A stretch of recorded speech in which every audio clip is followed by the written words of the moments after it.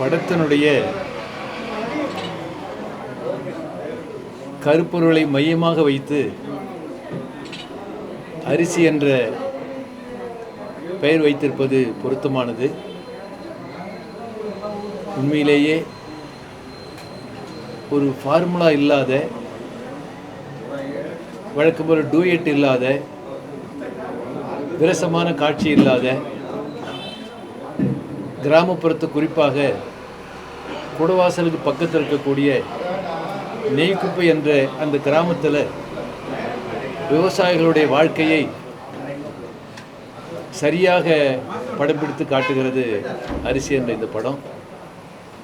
குறிப்பாக இதில் கதாநாயகராக நடித்த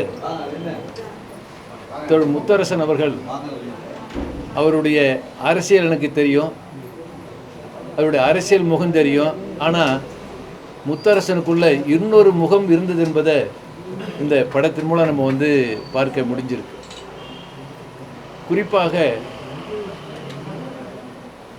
கதாநாயகன் மூலமாக வரக்கூடிய அவருடைய வசனத்தில் இது நம்மோட முடியறதில்லை, நமக்கு அடுத்ததாக ஒருத்தர், அவருக்கு அடுத்ததாக ஒருத்தர், ஒரு நீண்ட நெடிய போராட்டம் நடக்கும்னு அது அடையாளபூர்வமாக அவர் மூலமாக இயக்குனர் பேச வைத்திருக்கிறார்.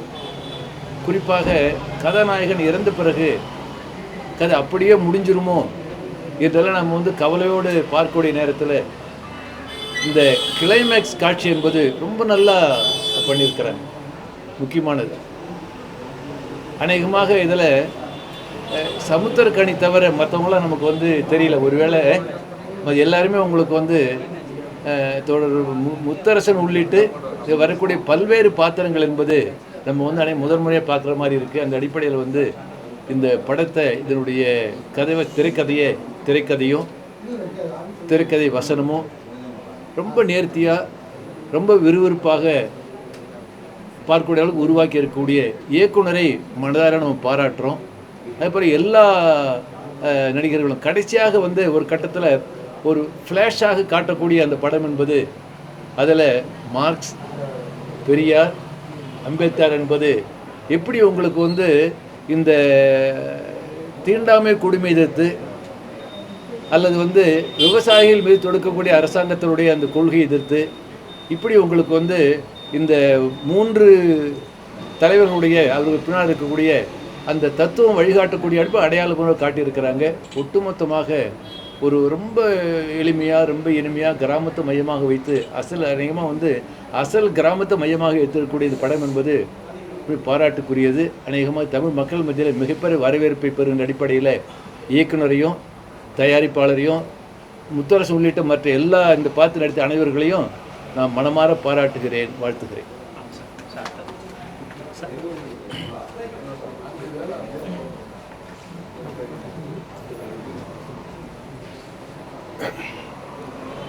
விவசாய நிலங்களை வேறு பணிகளுக்கு மாற்றுகிற வேலை என்பது மிக வேகமாக நடைபெறக்கூடிய மாநிலங்களில் ஒன்றாக தமிழ்நாடு என்பது ஏற்கனவே இருக்கிறது.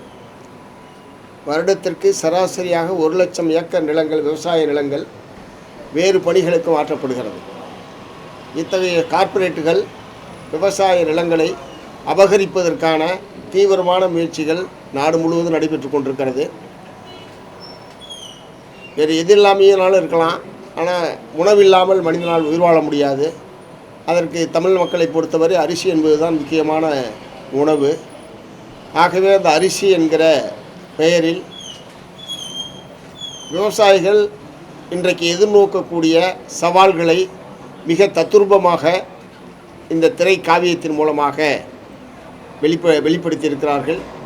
இந்த திரைப்படத்தை தயாரித்தவர்கள், இயக்குனர்கள், நடிகர்கள் அனைவருக்குமே மார்க்சிஸ்ட் கம்யூனிஸ்ட் கட்சியின் சார்பில் என்னுடைய மனம் நிறைந்த பாராட்டுக்களை தெரிவித்துக் கொள்ள விரும்புகிறேன். நிச்சயமாக தமிழ்நாடு முழுவதும் இருக்கக்கூடிய மக்கள் அனைவருமே இந்த படத்தை பார்ப்பதன் மூலமாக விவசாயத்தை பாதுகாக்க வேண்டிய, விவசாய நிலங்களை பாதுகாக்க வேண்டிய ஒரு மிகப்பெரிய விழிப்புணர்வை, விவாதத்தை இந்த திரைக்காவியம் நிச்சயமாக தமிழ் மக்கள் மத்தியிலே உருவாக்கும். இன்றைக்கு மிக மிக அவசியமான ஒரு திரைக்காவியமாக இது இன்றைக்கு வெளிவந்திருக்கிறது. இத்தகைய கார்ப்பரேட்டுகளுக்கு எதிரான மண்ணை காப்போம் விவசாயத்தை காப்போம் என்கிற முறையில் இந்த திரைப்படத்தை தயாரித்த தயாரிப்பாளர்களுக்கு என்னுடைய பாராட்டுக்கள். ஏன்னா தயாரிப்பாளர்கள் யாருமே முதலீடு போடுறாங்கன்னா அது வியாபார ரீதியாக வெற்றி பெற வேண்டும் என்கிற முறையில் தான் யோசிப்பாங்க. தோழர் ஜிஆர் அவர்கள் சொன்னது மாதிரி டூயட் கிடையாது, மற்ற மாதிரியான வழக்கமான மசாலாக்கள் எதுவும் இல்லாமல் முழுக்க மக்கள் மத்தியிலே விழிப்புணர்வு ஏற்படுத்த வேண்டும். அரிசி என்பது உணவு என்பது எவ்வளோ அவசியமானது, அதற்கு நிலம் என்பது, ஏன்னா கம்ப்யூட்டர்லாம் அரிசியை உருவாக்க முடியாது, இன்னும் அதுக்கான தொழில்நுட்பம்லாம் கண்டுபிடிக்கல. மண்ணிலேருந்து தான் அரிசி வந்தாகணும், அதற்கு மண்ணை பாதுகாக்க வேண்டியது ரொம்ப ரொம்ப அவசியம் என்கிற ரொம்ப விறுவிறுப்பாக போகுது. ரொம்ப உண்மை, அது ரொம்ப முக்கியமான விஷயம். நான் சொன்ன விஷயங்கள் வந்திருந்தாலும் அதை பொதுமக்களை ஈர்க்கக்கூடிய வகையில் மிக விறுவிறுப்பாக அந்த கதை திரைப்படம் என்பது நகர்கிறது. அந்த வகையில் மகத்தான வெற்றியை அரிசி திரைப்படம் கட்டாயம் பெறும். அதற்காக இதில் இதில் இருக்கிற திரைக்கலைஞர்கள், தயாரிப்பாளர்கள், இயக்குனர்கள், அதே மாதிரி இசைஞானி இளையராஜா அவர்களுடைய இசையில் மிகச்சிறந்த முறையில் பாடல்கள் என்பது மனதை வருடிச் செல்லக்கூடிய வகையில் மிகச்சிறப்பாக பாடல்கள் என்பது அமைந்திருக்கிறது. ஆகவே அனைவருக்கும் மார்க்சிஸ்ட் கம்யூனிஸ்ட் கட்சியின் சார்பில் என்னுடைய பாராட்டுக்கள். தமிழ் மக்கள் இப்படத்தை திரையரங்குக்கு சென்று பார்க்க வேண்டும் என்று என்னுடைய வேண்டுகோளாகவும் தெரிவித்துக் கொள்கிறேன்.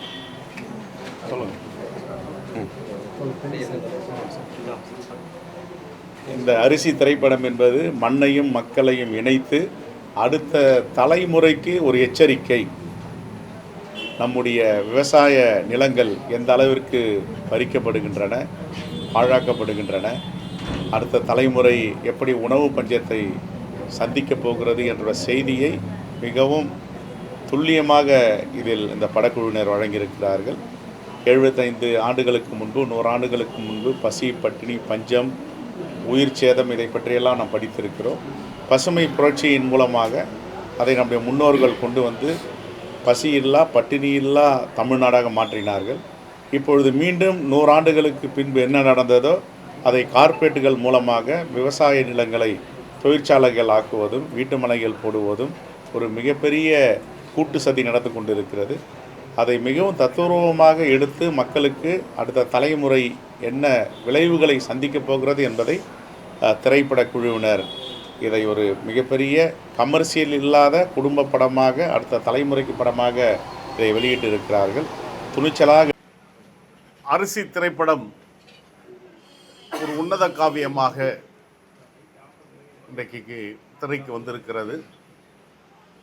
தமிழ் கூறும் நல்லுலகம் இந்த திரைப்படத்திற்கு அதை வர இருக்கிறது.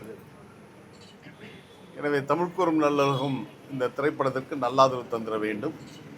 கூடுதலாக வணிக நோக்கம் இல்லாமல் வாழ்வியல் சார்ந்து எடுக்கப்பட்டிருக்கின்ற இந்த திரைப்படத்திற்கு தமிழ்நாடு அரசு வரிவிலக்கு தந்து இந்த திரைப்படத்தை எளிதாக அனைவருக்கும் கொண்டு சேர்க்க வேண்டும் என்ற வேண்டுதலை இந்த நேரத்தில் நான் வைக்க விரும்புகிறேன். நிறைய காட்சிகள் நம்மை கண்ணீரை தழும்ப வைக்கிறது. குறிப்பாக ஜீவானந்தமும் எருமை பசுவுக்குமான அந்த உணர்வு ரீதியான ஒரு காட்சியும், முத்தையனுடைய வாழ்க்கை துணை மரகத்துடைய மறைவும், முத்தையனுடைய மறைவும் நம்மை கண்ணீர் கடலில் ஆழ்த்துகிறது. திரைப்படம் முடிந்து வெளியே வருகின்ற போது நம்முடைய கன்னங்களில் உப்பு படிவங்கள் உறைந்து கோலமிட்டிருப்பதை எவராலும் தடுக்க முடியாது. நம்முடைய தலைவர் பெருமதிப்பிற்குரிய ஐயா முத்தரசன் அவர்கள் ஒரு அறிமுக நடிகர் போன்று அல்லாமல் நடிப்பில் தேர்ச்சி பெற்றவரை போன்று தன்னுடைய நடிப்பாற்றலை வெளிப்படுத்தி இருக்கிறார். அதற்காக அவருக்கு வாழ்த்துதோடு மட்டுமல்லாமல் அவர் தொடர்ந்து திரைப்படங்களில் இது போன்ற ஒரு புரட்சிகரமான கதாபாத்திரங்களை நடித்திட வேண்டும் என்ற வேண்டுதலையும் இந்த நேரத்தில் நான் வைக்க விரும்புகிறேன். எனவே ஒரு துணிச்சலாக இந்த திரைப்படத்தை தயாரித்திருக்கின்ற தயாரிப்பாளர்களுக்கும், இனிய சகோதர இயக்குனருக்கும், இந்த திரைப்படத்தில் சிறப்பான நடிப்பினை வெளிப்படுத்தியிருக்கின்ற அருமை தோழர்களுக்கும் இந்த நேரத்தில் வாழ்த்துக்களை உரித்தாக்குகின்றோம். அட்சய பாத்திரத்தை கையில் ஏந்தி அமுதத்தை அள்ளி அள்ளி வழங்கிய மணிமேகலின் வாரிசாக விளங்கிய விவசாயிகளுடைய படும் துயரத்தை இந்த காவியம் சிறப்பாக நாட்டுக்கு சொல்லுகிறது. எனவே நான் துவக்கத்தில் சொன்னதை போன்று தமிழ்நாடு அரசாங்கம் இந்த திரைப்படத்திற்கு வரிவிலக்கு அளித்திட வேண்டும். எல்லா திரையரங்குகளிலும் இந்த திரைப்படம் ஓடப்பட வேண்டும். காட்சிப்படுத்தப்பட வேண்டும். கூடுதலாக பள்ளி மாணவர்களுக்கும் கல்லூரி மாணவர்களுக்கும் இதை கொண்டு சேர்த்தால் வருங்கால தலைமுறைக்கு விவசாயம் எவ்வளவு முக்கியம் என்பதை உணர்வார்கள் என்பதையும் இந்த நேரத்தில் நான் திராவிட வெற்றிக் கழகத்தின் சார்பில் நான் பதிய வைத்து, ஐயா முத்தரசன் அவர்கள் தொடர்ந்து இது போன்ற கதாபாத்திரங்களில் திரையில் வர வேண்டும் என்ற வேண்டுதலையும் விருப்பத்தையும் இந்த நேரத்தில் நான் வைக்கின்றேன்.